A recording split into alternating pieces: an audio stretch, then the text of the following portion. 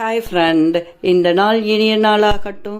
வாங்க, கள்ளக்குறிச்சி மாவட்டத்தில் தச்சூர்னு இடத்துல சிவன் கோயில் இருக்குது. அது என்னன்னா அமிர்த கண்டேஸ்வரர் அபிராமி அம்மாள் கொண்ட கோயில் அப்படிங்கிறாங்க. ரொம்ப அருமையாக இருக்குது. ஃபஸ்ட்டு போனோடனே பிள்ளையார், அதுக்கப்புறம் நந்தி, சிவன் கோயில் எல்லாம் இருக்கு. இது ரொம்ப ஃபேமஸானது. என்ன அப்படின்னா, விவசாயம் பண்ணின்னு இருக்கும்போது பூமியிலிருந்து தானே மேலே எழும்பி வந்ததாக ஐதீகமாக சொன்னது சிவன் சொல்லியிருக்காங்க. இந்த சிவன் கோயில் அவ்வளோ ரொம்ப பிரசித்தி பெற்றது, ரொம்ப ஃபேமஸானது. இந்த கோயிலை சுற்றியும் இந்த மாதிரி விக்கிரகங்கள்லாம் இருக்காங்க. இவர் சிவனடியார்கள் முதல்ல எல்லாமே இந்த கோயிலில் இருக்காங்க. அதாவது பெருமாள் முதல், சிவன் முதல், முருகப்பெருமாள். இது மார்கண்டேயனுக்கு ரொம்ப ஃபேமஸ். என்ன அப்படின்னா, அவர் 16 வயதிலேயே மார்கண்டேயன் யமனடியில் போயிடுவாரு அப்படின்னு சொல்லி அவர் தெய்வ குழந்தையாக பிறந்தாரு. அப்ப யமன் இவரை துரத்திட்டு வரும்பொழுது சிவனை கட்டி பிடிச்சுக்கிறாராம். அப்ப சிவன் போர் பண்ணி, யமனிடம் போர் பண்ணி ஆயுசுக்கும் யமனிடமிருந்து தப்பித்து பிழைத்து கொண்டு வந்தாராம். அதனால இவர் சிவன் யமனை உதைத்து அழித்து என்றும் 16 வயதுடையனாவ சிரஞ்சீவியாக வாழ வரம் அளித்ததாக இந்த மார்கண்டேயன் பத்தியும் சொல்லியிருக்காங்க. ஃப்ரெண்ட்ஸ், ரொம்ப அருமையா இருந்தது. கோயிலை சுத்தியும் நிறைய விக்கிரகங்கள் இருந்தது. அதே போல என்னென்ன கடவுள் வேணும்னாலும் இங்க பார்க்கலாம். இது சனீஸ்வரன், சனீஸ்வரனுக்கு கூட எவ்வளோ அருமையா பண்ணி வச்சிருக்காங்க. அது பக்கத்தால துர்க்கையம்மன் எல்லாமே இருக்கு. இது பக்த மார்கண்டேயனை பத்தி இந்த ஸ்தலத்துல ரொம்ப ஃபேமஸ் ஆனது. அதே போல நாயன்மார்கள் பத்தியும் செஞ்சிருக்காங்க. ஒவ்வொரு சிலையும் அவ்வளவு நேர்த்தியாக, அவ்வளவு ரம்மியமாக இருக்கு. இது கருங்கல்ல செஞ்சது. சுத்தியும் செஞ்சு அதுக்கு மாலைங்க போட்டு அபிஷேகம் பண்ணி அவ்வளவு நீட்னஸா இருக்கு. மேல அவங்களோட பேருங்கள்லாம் 4 நாயனார்கள் பேருங்கள்லாம் போட்டு இந்த சாமி எது அப்படின்னு பாக்குறதுக்கு மேல போர்டு மாதிரி எழுதி அதுல அருமையா இருக்காங்க. இது சிவனடியார்கள் பாருங்களேன். எல்லாமே கருங்கல்லால் ஆனது. அது எண்ணெய் காப்பு பண்ணி அழகா இருந்தது. நியூ இயருக்கு ரொம்ப கிராண்டா பண்ணியிருந்தாங்க. இந்த நியூ இயருக்கு நிறைய கூட்டம்.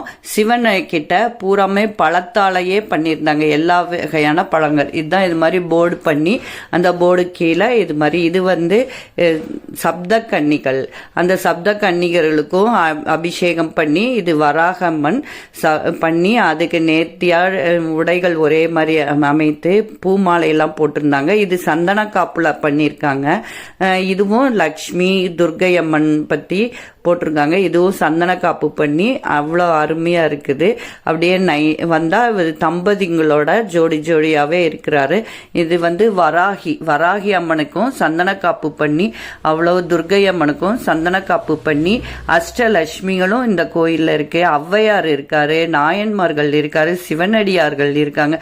எல்லாமே பெருமாள், சிவன், முருகர் எல்லாமே தனித்தனியாக ஸ்தலங்களாக அமைச்சிருக்காங்க. இந்த கோபுரம் பார்த்தா அவ்வளோ ரம்யமா இருக்கு. அந்த கோபுரத்தில் சிவனோட மூஞ்சியும் இருக்கு. இது எல்லாமே இப்பொழுது அந்த சிவன் கிடைத்தவன இது இந்த கோயில் அமைச்சிருக்காங்க. அன்னைக்கு நாங்க போகும்போது சித்திரை பிரதோஷம், அந்த பிரதோஷமும் அவ்வளோ ரம்யமா செஞ்சிருந்தாங்க. அந்த சிவனுக்கு நேரா நந்தி பெருமாளுக்கு சந்தன காப்பு பண்ணி, அதுக்கும் அபிஷேகங்கள் பண்ணி, சந்தன காப்பு பண்ணி, அலங்காரங்கள் பூ மாலைகளும் சங்கு பூவில இருந்து வில்வ மாலை, அருகம்புல் எல்லாமே அலங்கரித்து இருந்தது. இந்த கோயில் கோபுரம் தான் இது. அப்படி சுத்தி பார்க்கலாம். இந்த சுத்தி பார்க்கறதுக்கும் நல்லா அருமையா இருக்கு. இது நந்தியின் பின்புறத்திலிருந்து சிவனை பார்த்தா அவ்வளவு நல்லது அப்படின்னாங்க. அதனால பின்புறத்திலிருந்து நாங்க எடுத்திருக்கோம். இங்க என்னன்னா போட்டோஸ் எல்லாம் எடுக்கலாம், எதுவுமே இதெல்லாம் இல்லை அப்படிங்கிறாங்க. இங்க பாருங்களேன். இங்க இந்த சிவனுக்கு இந்த நந்திக்கு பின்னாடி இருந்து பார்த்தா சிவன் தெரியும். பாருங்க, இவ்வளோ பெரிய சிவன் இருக்கு. இது பூமியிலிருந்து தானே எழும்பியது அப்படின்னு சொல்லியிருக்காங்க. சின்னதா அதாவது பெருசா கிடைச்சது. விவசாயம் பண்ணும்போது, விவசாயத்தில் உழுதும் போது பண்ணும்போது இந்த கிடைச்சது. அந்த நிலத்துக்காரங்களே கொடுத்துட்டு கொடுத்துட்டாங்க. டெய்லியுமே 365 நாளும் இது அன்னதானங்கள் இருக்குது. அவங்கவுங்க பிறந்த நாளைக்கு எது வேணாலும் கொடுக்கலாம். சுண்டல், அன்னதானம், சக்கரை பொங்கல் எல்லாமே இருக்குது. அங்கேயும் தண்ணி குடிக்கிற வசதியும் இருக்குது. கோயில் அவ்வளோ நீட்டாக அவ்வளோ சுத்தமாக இருக்குது.